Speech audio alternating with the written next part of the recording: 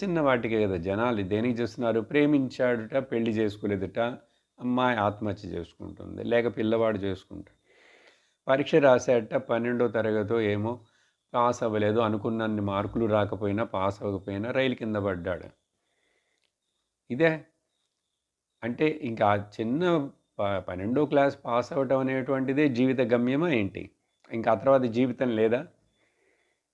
ఎవరో love failure అయింది. ఏమైంది ఇంకా జీవితం అంతటితోటి అయిపోతుందా ఏంటి? కానీ ఈ బుద్ధి పని చేయక అక్కడ ఆ మోహము చేత, భ్రమ చేత, దుఃఖము చేత, శోకము చేత వీళ్ళు ఇలాంటి రాంగ్ డెసిషన్ తీసుకుంటారు. చూడండి. అది ఎప్పుడు జరుగుతుంది చూడండి. అర్జునుడంతటి బలవంతుడు, వీర్యవంతుడు హీరోకే ఇక్కడ నాన్ ప్లస్ అయిపోయినాడు. Emotionally complete